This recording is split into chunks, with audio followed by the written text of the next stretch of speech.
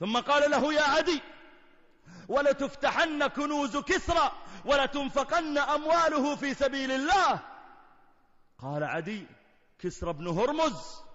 قال: كسرى بن هرمز. عدي ينظر إلى رسول الله عليه الصلاة والسلام وأصحابه لا يأمنون أن يخرجوا من المدينة، وهو يتكلم عن دولة عظمى. قال: كسرى بن هرمز؟ قال: كسرى بن هرمز، ولتنفقن أمواله في سبيل الله. يا عدي، وليفيضن المال، سيكثر المال حتى يخرج الرجل بملء كفيه ذهبا وفضة لا يجد من يأخذه. فدخل عدي في الإسلام، ومضت السنين، وتوفي سيدنا رسول الله عليه الصلاة والسلام وهو لم يرى فتح كنوز كسرى، ولم يرى المرأة تخرج من الحيرة إلى الكعبة، ولم يرى إفاضة المال، بل مات ودرعه مرهونة عند يهودي. لكن عديا بعدما كبرت سنه يحدث التابعين عن تلك الحادثة القديمة، يقول لهم: فوالله لقد حدثني بذلك رسول الله صلى الله عليه وسلم، وكنت في من فتح كنوز كسرى بن هرمز، ولقد رأيت الضعينة تخرج وتأتي إلى الكعبة ما تخاف إلا الله. ثم قال لهم: والله لئن طالت بكم حياة ليفيضن المال ولترون ما أخبر به النبي عليه الصلاة والسلام.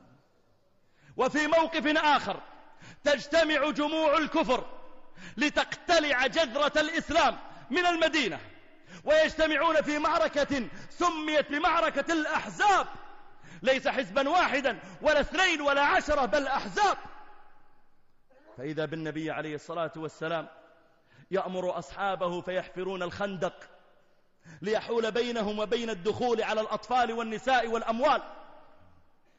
فلما بدأوا يحفرون وإذا بصخرة صلباء لم يستطيعوا أن يكسروها، فقالوا: يا رسول الله، هذه صخرة لم نستطع أن نكسرها بمعاولنا.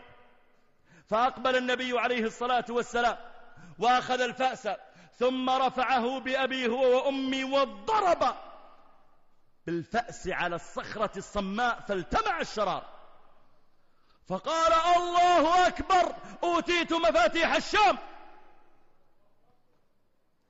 ثم ضرب الضربة الثانية، قال: الله أكبر، أوتيت مفاتيح فارس.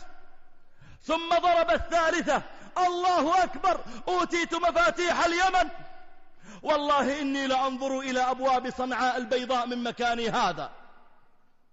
يقول هذا وهو يستعد لملاقاة 10,000 بحفر خندق، ويتكلم عن فتح المسلمين للدول العظمى. فأما المنافقون فإنهم لما سمعوا ذلك قالوا: ما وعدنا الله ورسوله إلا غرورا، أحدنا لا يأمن أن يذهب لقضاء حاجته وهذا يعدنا كنوز كسرى وقيصر. وأما المؤمنون الصادقون من أمثالكم فقالوا: هذا ما وعدنا الله ورسوله، وصدق الله ورسوله، وما زادهم إلا إيمانا وتسليما.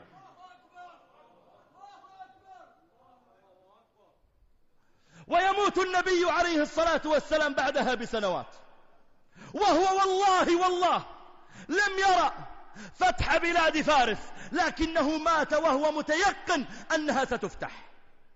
مات عليه الصلاة والسلام وهو لم يرى فتح بلاد الشام ولا دخول الإسلام فيها، لكنه مات وهو متيقن 100% أن المسلمين سيفتحونها. مات عليه الصلاة والسلام وهو لم يرى بعينه فتح بلاد اليمن، لكنه كان متيقنا 100% أن الإسلام سوف يصل إليها. ونحن نقول اليوم والله لينتصرن الإسلام ولا يظهرن العدل. قال عليه الصلاة والسلام: تكون النبوة فيكم ما شاء الله أن تكون، ثم يرفعها الله إذا شاء أن يرفعها. ثم تكون خلافة ما شاء الله أن تكون، ثم يرفعها الله إذا شاء أن يرفعها. ثم يكون ملكا عاضا ما شاء الله أن يكون، ثم يرفعه الله إذا شاء أن يرفعه. ثم يكون ملكا جبريا بالجبر ما شاء الله أن يكون، ثم يرفعه الله إذا شاء أن يرفعه. ثم تعود خلافة على منهاج تاج النبوة، فنحن اليوم ننتظرها.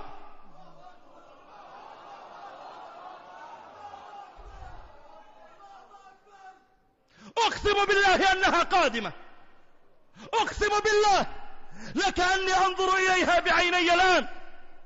وما يقع اليوم في بلاد الإسلام من تصفية ومن تضحيات ومن جهاد ومن اجتماع كلمة العلماء والمسلمين إلا تهيئة من ربنا جل وعلا للأمة لتكون أهلا لحمل الخلافة.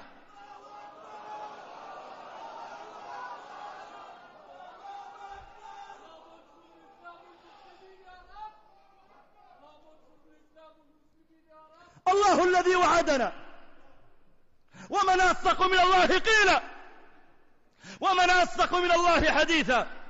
الله هو الولي الكريم، وهو الذي جل وعلا يفعل